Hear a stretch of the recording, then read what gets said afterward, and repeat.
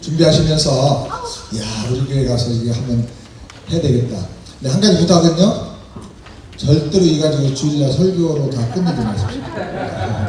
설교하면 그 다음에는 1대1로 만나서 하면요. 그때 설교했던 건데요. 그러면 김 빠져가지고 안 됩니다. 그러니까 1대1로 만나서 1과 2과 3과는 1대1로 꼭 하십시오. 몇 사람 놓고 1과 하면요. 빠져나갑니다. 핑계대고. 그래서 눈치 보고 서로. 그래서 반드시 복음 전도는 1과 2과 3과는 1대1로 하시기를 권면하고 권장합니다. 그리고 1과 2과 3과까지 마친 분들을 양육하실 때, 나머지 과들을 양육하실 때는 몇 분씩 모아서 해도 됩니다. 12명까지 그룹으로 할 수 있습니다. 네, 여러분 교회 형편에 따라서 그렇게 하시기 바랍니다. 8과 이 교재의 제일 중요한 백미가 1과 2과 3과입니다. 그 다음에 제가 볼 때는 8과 9과 10과가 아주 끝내줍니다. 8과 9과가 뭐냐면요. 교회고요. 이 모든 신앙에 전도하고 성장한 다음에 교회론이 다 서야 돼요. 바로. 그 다음에 10과가 예배입니다. 예배는 이건 아주 전무후무한 교재입니다. 죄송합니다. 이 표현이 이건 건방진 같은데 그전에 본 적이 없는 교재입니다. 그래서 10과에서 예배를 다루면서 구약의 출애굽기, 레위기, 그 밖에 민수기과 히브리서가 다 거기서 정리가 됩니다. 그래서 예배가 굉장히 중요합니다. 예배 이걸 하고 나면 예배 드리는 태도가 확 달라져 버립니다. 그래서 9과 10과 굉장히 중요합니다. 8과 9과 10과. 자, 우리 다 같이 8과 빨리 나가겠습니다. 주님의 몸된 교회의 신비를 깨닫고 우리가 섬기기를 바랍니다. 신비한 예수님의 몸된 교회. 사람의 몸에 심장이 있는데 얼마나 클까요? 보통 그 사람의 주먹만한데 300g 정도 된다고 합니다. 심장은. 근데 심장은 몸 구석구석에 피를 보내는 펌프와 같아요.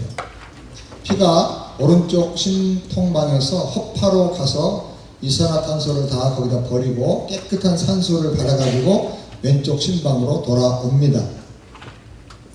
그런데 돌아오는데 25초 걸린답니다. 성인의 핏줄을 다 이으면요 얼마나 될까? 동맥, 정맥, 실핏줄까지 다 합치면 12만 킬로미터라고 합니다. 지구 3바퀴를 도는 그 정도의 거리가 우리 몸 안에 정맥, 동맥, 실핏줄로 다 연결됩니다. 그야말로 정말 신비한 거죠. 그리고 피가 돌면서 영양분과 산소와 수분과 미네랄 등을 공급하고 노폐물과 독소들은 몸 밖으로 다 갖다 버리는데 이 핏줄을 다 통과해서 온몸을 한 바퀴 도는데 46초 걸린답니다. 46초. 심장은 죽을 때까지 쉬지 않고 계속 매일 12만 킬로미터의 혈관에 피를 펌프질해서 끝까지 보내주는데 그 운동량이 30톤 무게를 지고 8,000km의 에베레스트 산을 정상까지 올라가는 그 무게랍니다. 이 조그만 심장이. 그 우리 몸은요 기가 막힌 하나님의 디자인 속에서 만들어진 신비 중에 신비입니다. 내가 살아있는 그 자체가 기적입니다. 할렐루야. 제가 왜 이 말씀을 드리냐면 이 신비한 몸을 예수님이 아시기 때문에 교회를 말할 때 교회는 예수님의 몸이다 라고 성경이 말하고 있는 겁니다. 교회는 그리스도의 몸이다. 무슨 뜻입니까? 교회는 조직 단체가 아니다 그 말입니다. 생명체다. 죽어있는 조직이 아니고 생명이 움직이는 생명체다. 성장해야 된다. 어떤 단체에 가입하듯이 교회에 가입하는 게 아니고 회개하고 예수를 영접하고 믿음으로 거듭나서 옛사람이 죽고 새사람으로 거듭나서 그 영적 생명이 예수님과 연합되어서 지체들이 서로 연합되어서 한 몸 교회를 이룬다는 거예요. 할렐루야. 얼마나 신비한 일인지 몰라요. 그리고 성경이 교회를 예수님 몸이라고 비유한 두 번째 이유는 건강해야 된다는 겁니다. 건강해야 됩니다. 교회는 건강해야 됩니다. 커지는 게 중요한 게 아니라 건강해야 됩니다. 건강하면 저절로 성장한다. 아멘? 세 번째로 교회는 사랑으로 하나가 되어야 됩니다. 사랑으로 하나가 되어야 돼요. 몸에 많은 지체들이 있는데 생명으로 서로 연합되어 있고 서로를 세워주는 거예요. 한 몸이란 말은 서로가 이렇게 사랑으로 밀접하게 연합되어 있다고 말합니다. 그래서 내가 행복하고 싶으면 옆에 있는 성도를 행복하게 해줘야 돼요. 내가 건강해지고 싶으면 옆에 있는 성도가 건강해져야 돼요. 상대방의 아픔, 지체의 아픔이 나의 아픔이 되는 거예요. 그것을 주님이 깨닫게 하려고 교회를 하나의 건물이나 조직체로 말하지 않고 몸이다, 한 몸이다, 예수님 몸이다 이렇게 말씀을 한 것입니다. 그 다음에 다섯 번째로 교회, 네 번째죠. 교회는 성장하고 변화되어야 된다. 교회는 계속 성장해야 된다는 거예요. 생명의 증거는 성장과 변화입니다. 거기도 성장하고 인격도 성장하고 영적으로 성장해서 변화가 일어나야 됩니다. 변화와 성장은 같은 뜻입니다. 몸이 성장하면 변화가 되는 것입니다. 변화되면 성장하는 것입니다. 그 다음에 다섯 번째로 교회는 예수님을 보여주고 예수님의 일을 해야 된다. 그런 뜻입니다. 그래서 교회를 예수님 몸이라고 했습니다. 예수님 지금 승천하시고 이 땅에 안 계시죠? 사람들이 예수님을 보면 좋겠는데 볼 수 있습니까? 볼 수 없습니다. 예수님 음성을 들어야 되는데 어떻게 들을 수 있습니까? 교회를 통해서. 그래서 지금 이 시대에는, 이 교회 시대, 신약 시대에는 교회가 예수님을 보여주는 하나의 계시의 기관입니다.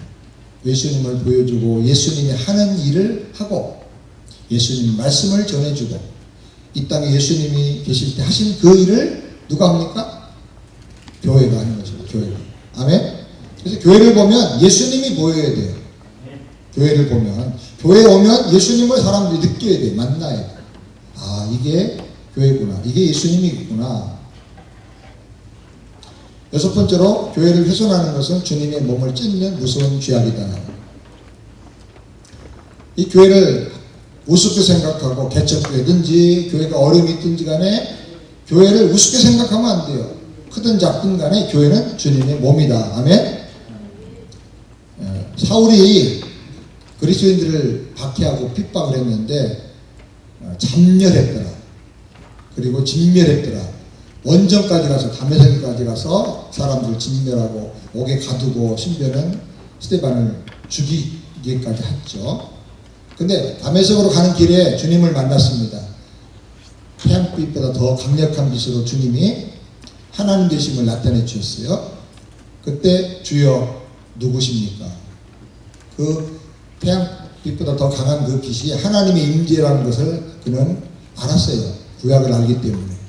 하나님 그렇게 강력한 빛으로 나타나시는데 주여 누구십니까? 하고 물었어요. 그러니까 뭐라고 그랬어요? 예수님 대답이 기가 막힙니다. 나는 내가 핍박하는 예수다 그랬어요. 사울은 예수님 핍박한 적 없어요.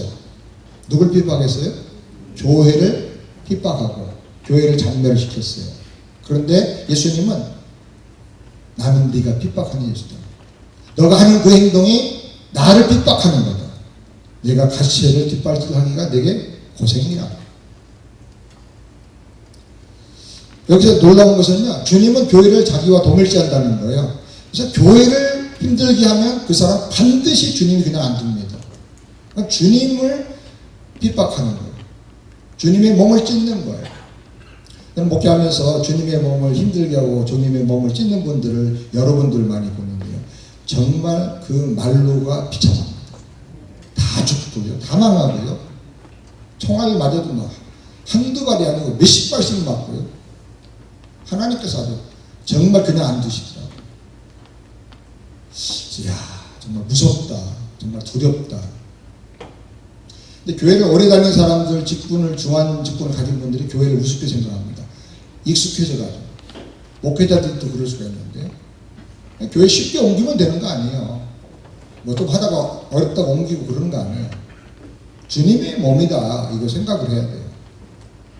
주님이 날 여기서 보내셨으면 주님이 가라고 할 때까지 가면 안 돼요. 안 되면 무릎 꿇고 주님의 몸된 교회를 지키고 나가야 돼요. 주님의 몸된 교회를 정말 얼마나 중요한가. 목숨을 걸어야 돼요. 주님을 사랑하는 마음으로, 주님을 죽을 마음으로 교회를 섬겨야 돼요. 아멘? 목회자들부터 교회론이 정리가 안 되니까 그냥 뭐 사립 좀 더 준다면 가고 좀 큰 데서 오라고 그러면 가고, 그게 무슨 주의종입니까? 월급쟁이지, 싹군이지. 싹군도 그렇게 안 합니다. 싹군이라도 되면 괜찮다고 어떤 분은. 싹군이라도 오늘날 목사님도 싹군이라도 되면 좋겠다. 싹군은 프로 정신이 있어가지고 받은 만큼은 일하거든요. 받은 만큼 일도 안 해. 대접만 받으려고 그래. 안 되는 것이죠. 평신도들에게도 교회를 쉽게 옮기는 것은 잘못이다. 몸을 잘라서 지체를 잘라서 딴 데다가 이식하는 거 그거 쉬운 일이 아닌 거예요. 그러니까 한번 교회를 정하면 평생 섬기는 마음을 가지고 섬겨야 되는 거예요. 교회에 무슨 어려움이 있다, 문제가 있다 그러면 내가 기도하라고 하나님 나한테 가르쳐 주신 거구나. 내가 섬겨야 되겠구나. 그럼 섬기면 되는 거예요. 아멘? 아멘. 완전한 교회가 없어요. 어떤 사람 완전한 교회를 찾는데 그 사람이 거기 등록하는 순간 그 교회는 문제 많은 교회가 되는 거예요. 그 인간 때문에. 그 다음에 교회는 세포가 중요하다. 세포, 셀이 중요하다. 교회가 예수님의 몸이라면 셀은 세포예요. 몸이 성장하려면 세포가 성장해야 돼요. 세포가 성장해서 계속 재생산해서 분열을 해야 돼요. 생명의 분열을 계속 해야 몸이 성장하는 거예요. 그래서 한 사람 한 사람, 세포 한 사람 한 사람을 생명력 있게 도와주고 양육해주고 그 셀 그룹을 활성화시켜주고 그래서 셀 그룹이 1년 지나면 또 배가 되고 이렇게 하면서 교회가 몸이 성장하는 것처럼 그렇게 성장을 해야 되는 것입니다. 그 다음에 10번째로 교회 지체들이 은사에 따라서 서로 섬겨야 된다. 하찮아 보이는 지체라도 다 역할과 기능이 있다는 거예요. 그것이 몸입니다. 몸. 우리 몸에 새끼발가락 하나도 얼마나 중요한지 모르고 이거 없으면 균형을 못 잡아요. 너무너무 다 중요한 것입니다. 할렐루야. 그래서 우리가 교회를 예수님의 몸으로 볼 때 교회에 예수님이 얼마나 중요한가. 이 교회가 예수님을 나타내야 되고 그 다음에 예수님이 하는 일을 해야 되고 예수님의 말씀이 나와야 되고 그리고 이 몸 안에 지체로 있는 한 성도 한 사람이 얼마나 귀한 분들인가. 왕같은 제사장들인데 그렇게 해서 우리가 한 몸된 교회가 되어야 될 줄을 믿습니다. 자, 그러면 이 몸된 교회의 그림을 보시죠. 먼저 머리 대신 예수님, 머리 대신 예수님. 골로새서 2장 18절 다 같이 큰 소리 읽겠습니다. 시작. 그는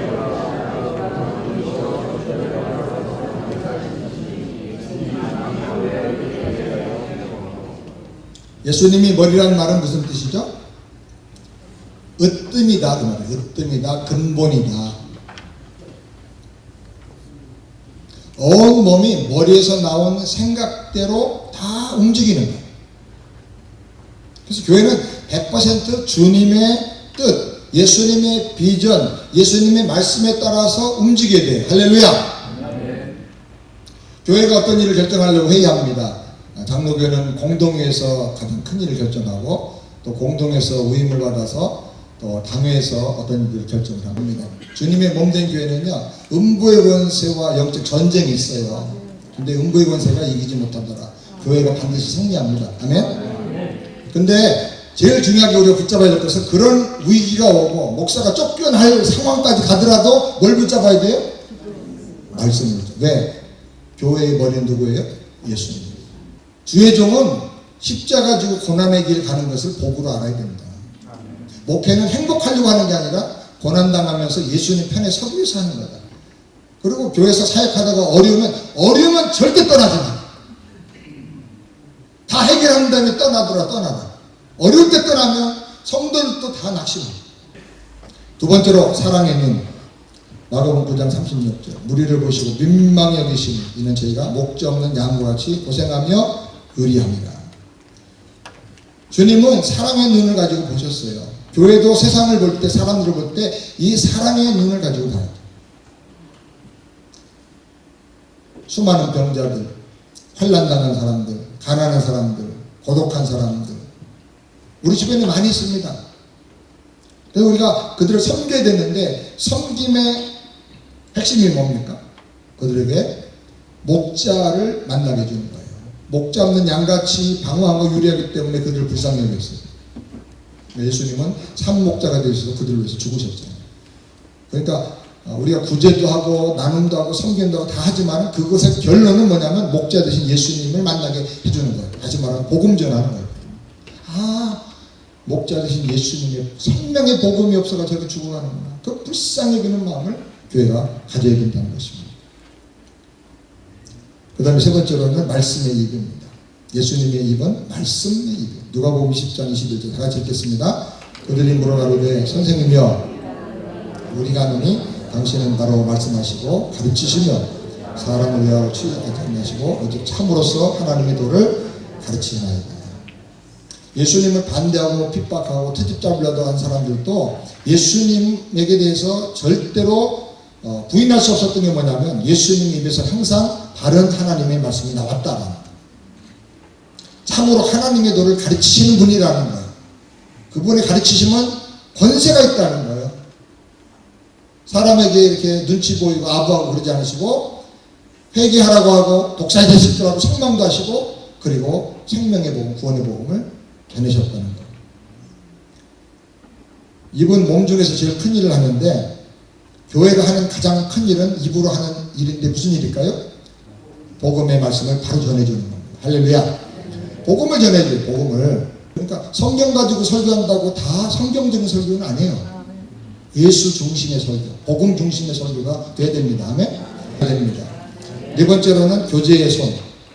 주님이 손을 내밀어 문둥병자에게 손을 대셨다 그랬어요. 손을 대셨다. 그 당시에는 문둥병에 걸리면 전염된다고 해서 집과 마을에서 다 쫓겨나서 격리되는 거예요. 문둥병 걸리면요 제일 먼저 나오는 게 냄새예요. 썩은 생선 냄새가 나요 몸에서. 그래서 숨길 수가 없어요. 가족들도 막 그냥 코를 막고 피해가는 거예요. 그래서 이 사람들이 이제 격리시키 옛날에 이게 전염된다고 생각해가지고 그런데 막 나중에 심하면 관절이 떨어져 나가고 막 얼굴 신경이 다 흉측에 일그러져서 완전히 사람으로는 그렇게 말할 수 없을 정도로 괴물 같은 사람이 되는 거예요. 그래서 사람이 지나가다가 문둥병 만나면 막 기겁을 해요. 그럴 정도예요. 그래서 사람들이 마을에 못 들어오게 하고 얼굴만 비춰도 막 소리 지르고 침 뱉어 돌을 던져가지고 못 오게 하는 거예요. 근데 그런 상황에서 예수님은 문둥병자에게 뭐 했다고요? 손을 대셨다. 손을 대셨다. 긍휼의 손으로, 교제의 손으로 잡아주신 거죠. 원래 이 교제라는 말은요, 코이노니아인데 소통한다는 뜻도 있지만은 공감한다, 참여한다 그런 뜻이에요. 참여한다. 어떤 사람들의 재난 당해가지고 구제를 할 때, 구제 헌금을 할 때 그 구제 헌금도 코이노니아예요. 코이노니아. 그 사람의 슬픔과 어려움에 함께 동참한다. 교회는 우는 자와 함께 울고 아픈 자와 함께 아파하면서 그들과 함께 동참하고 아픔에 동참하는 그런 교회가 되어야 될 줄 믿습니다. 다섯 번째로 주님의 몸된 교회로서 교회는 나눔의 손을 마태복음 14장에 보면 오병이의 기적을 행하시면서 5,000명에게 다 나눠주셨어요. 예수님은 아주 적은 오병이어를 손에 받아들고 감사하시고 사랑으로 다 떼어주셨어요. 5,000명이 배불리 먹는 놀라운 기적이 일어났어요. 나눔은 확장의 비결이다. 따라서 나눔은 확장의 비결이다. 아멘. 자, 우리가 베풀어야 돼. 좋은 것부터 자꾸 나눠야 돼요. 좋은 것부터. 아멘. 많이 구제하는 교회가 되길 바랍니다. 여섯 번째로 기도의 무릎. 예수님의 무릎은 기도의 무릎입니다. 마태복음 14장 23절. 홀로 따로 산에 올라가셔서 저물매 거기서 혼자 계시면서 기도하셨습니다. 예수님은 하나님의 아들이시죠. 전능자세요. 능치 못함이 없고 부족한 게 없어요. 그런데도 주님은 기도에 전력하셨어요. 우리는 주님 같은 능력도 없고 주님 같은 완벽함도 없는데 기도가 너무 약해요. 기도가 너무 짧아요. 기도가 너무 얕아. 우리 기도가 너무 약해. 수준. 일곱 번째 섬김의 무릎. 주님은 무릎 꿇고 제자들의 발을 씻겨주시고 말하기를 너희들도 이렇게 하라고 했어. 하나님 나라에서는 큰 자가 섬기는 자입니다. 리더는 섬기는 자다. 큰 소리 치라고 리더십을 준 게 아니에요. 섬기라고 준 거예요. 섬기라고. 겸손히. 자기 목소리 내지 말고 섬기라고.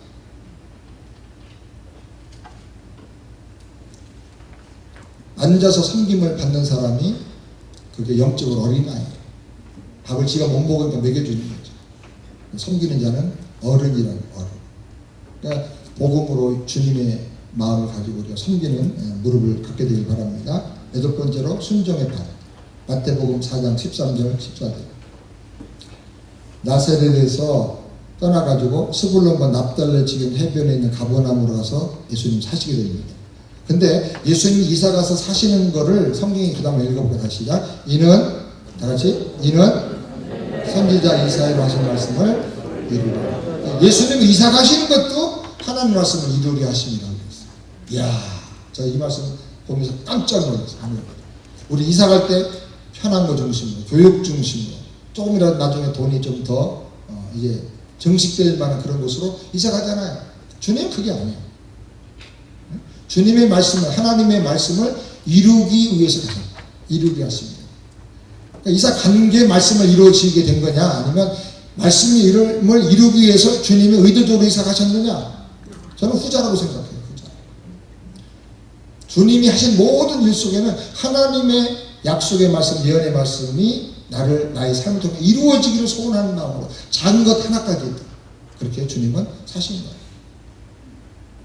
우리가 순종의 삶을 살게 되기를 바랍니다.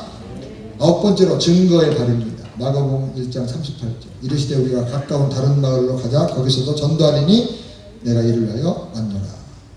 전도하는 것이 주님이 이 땅에 오신 목적이라는 거예요. 그렇기 때문에 주님의 몸된 교회는 다른 일을 다 제쳐놓더라도 뭘 해야 됩니까? 전도해야 됩니다. 복음을 전해야 됩니다. 아멘. 전도, 선교, 이건 같은 개념이죠. 복음 전하는 거예요. 마을에서 전도하고 동네 전도하고 나라에서 전도하는 건 국내 전도고, 해외로 건너가서 문화가 다른 데서 전도하는 것은 해외 선교고, 교회는 세상의 유일한 구원의 방주입니다. 교회가 침묵한다면 사람들이 복음을 들을 수가 없고, 복음을 듣지 못하면 믿음이 나오지 않고, 그리고 예수를 구주로 영접할 수가 없는 거죠. 오늘날 교회가 자꾸 마이너스 성장하는 이유는 뭐냐면 전도 안 하기 때문에 그래요. 전도 안 하기 때문에. 교회가 전도하는 교회로 계속 다시 훈련이 돼야 되는데 관리형 교회가 되어버렸어요. 부흥기를 지나가면서 가만히 있어서 사람들이 막 몰려드니까. 그런데 이제는 그랬을 때가 아니에요.